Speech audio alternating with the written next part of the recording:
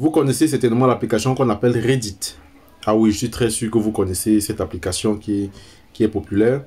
Imaginez, vous discutez donc sur Reddit, vous ouvrez votre cœur, ok, vous parlez de politique, vous parlez de traumatisme, de justice sociale, etc.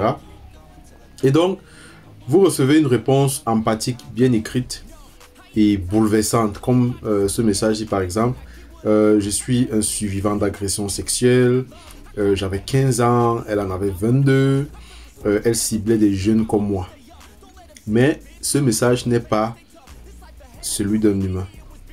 Ok, c'est un message qui vient d'une intelligence artificielle et qui s'est déguisée simplement en victime. Et ce n'est pas un cas isolé. On a une équipe de chercheurs qui vient de lancer une expérience massive et secrète, absolument bouleversante, de 1700, une expérience de 1700 commentaires générés par des bots IA.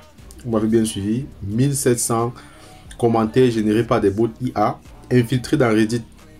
Donc, sans le moindre consentement des utilisateurs, sans que les utilisateurs aient donné leur avis pour qu'ils, voilà, dire voilà, nous sommes favorables à ce genre de test-là.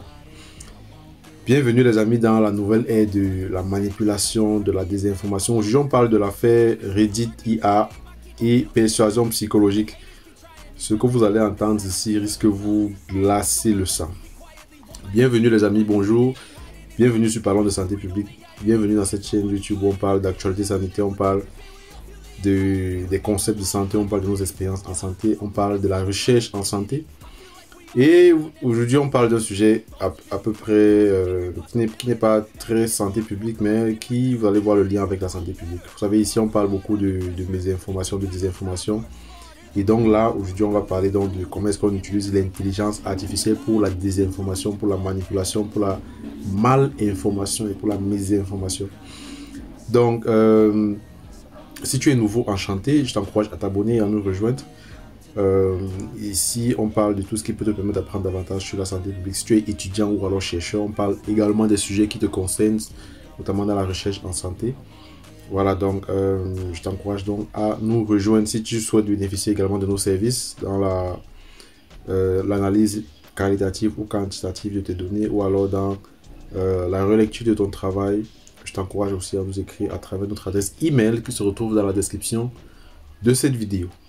Alors, aujourd'hui les amis, on parle d'un sujet absolument inquiétant qui fait froid au dos. Comment est-ce qu'on peut manipuler les gens aussi pareillement sans même demander leur consentement? Et voilà, c'est donc cette étude là qui a été faite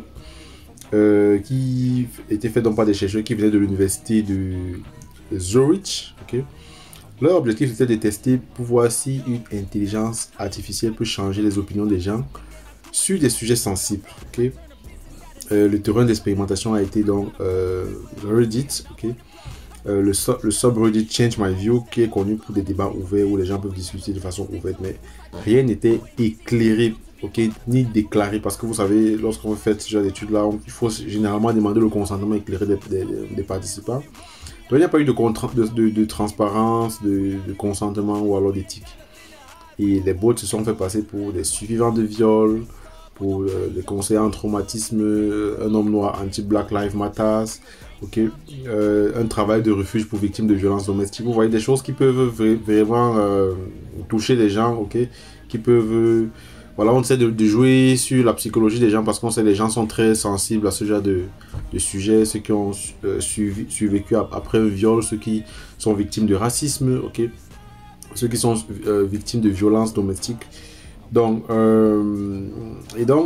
ces boîtes-là ont également scruté les profils des utilisateurs pour adapter leur discours, par exemple, à l'âge, aux gens, à la localisation, à l'orientation politique, pour véritablement être sûr de toucher le fond. Donc, le profilage algorithmique pour faire de la persuasion était véritablement ciblé sur les caractéristiques individuelles des personnes. Donc. Et ça, c'est véritablement une frontière éthique qui a été touchée, parce que vous savez les amis, lorsqu'on fait de la recherche, on en parle généralement dans cette chaîne, il faut toujours mettre en place un protocole d'éthique, okay, un protocole qui permet de respecter la dignité des personnes. Okay. Donc c'est pas simplement une question de technologie, les amis, c'est véritablement une violation des droits numériques fondamentaux. C'est-à-dire, les bots ont utilisé des histoires inventées de toutes pièces, parfois sur des sujets aussi sensibles que le viol, le racisme, la justice pénale, et tout ça pour voir si les gens allaient changer d'avis par rapport à ces sujets-là. Donc, ça, c'est véritablement de la manipulation psychologique. Reddit a lancé depuis 2000, voilà, depuis 2025, donc depuis que cette affaire est apparue, ils ont lancé une procédure légale contre ces chercheurs qui ont utilisé ces bots-là. Donc, pourquoi est-ce que ça nous concerne? Pourquoi est-ce qu'on en parle dans cette chaîne YouTube? Pourquoi est-ce que j'en fais un sujet de vidéo? C'est simplement parce que aujourd'hui, c'est Reddit. Ok, demain, ça peut être une application que vous utilisez. Est-ce que c'est Facebook que vous utilisez régulièrement? Est-ce que c'est YouTube que vous utilisez? Est-ce que c'est TikTok? Aujourd'hui, c'était Reddit. Ok, il est très probable que demain, ce soit une autre application qui va utiliser ce genre de technique là. Donc, ce sera peut-être vos messageries privées, vos groupes Facebook, vos forums de santé, vos messages WhatsApp qui seront utilisés. Ce sont des types de messages qui peuvent véritablement modifier votre opinion, les amis. Ça peut influencer vos décisions en santé, ça peut exploiter vos traumatismes pour vous faire changer d'avis. Donc, si ces outils tombent entre de mauvaises mains, ok, des campagnes anti-vaccins, ceux qui sont contre la vaccination par exemple, ou alors ceux qui sont pour la désinformation électorale, ou alors ceux qui sont pour la radicalisation idéologique, ça, ils peuvent utiliser ce genre d'outils là pour vous faire simplement changer d'avis, pour vous faire voter par exemple pour un candidat, pour vous faire accepter ou refuser une initiative de santé, qu'elle soit bonne ou mauvaise. Okay? Et donc, c'est véritablement inquiétant, c'est véritablement important pour nous de prendre en considération cet état de choses-là et de voir comment est-ce qu'il faut se prémunir. Donc, parlons de santé publique, vous l'avez bien compris, c'est pas simplement un slogan, ok? C'est pas simplement un slogan lorsqu'on parle de santé publique. C'est un appel à la vigilance, ok? C'est un appel à la vigilance face à la manipulation, face à l'intelligence artificielle, face à l'effacement progressif du libre arbitre qui devrait habiter tout le monde. Donc, les amis, c'est important de vous informer, ok? C'est important de vérifier vos sources, c'est important de croire ce qui relève, voilà, de la logique, de la science. Donc, baser votre confiance sur quelque chose, il faudrait que ce soit démontré. Donc, depuis quelques jours, personnellement, je suis en train de me former sur le fact-checking pour la vérification des faits. Et ça, c'est vraiment notre science, toujours dans la gestion de l'infodémie, qui est très intéressant.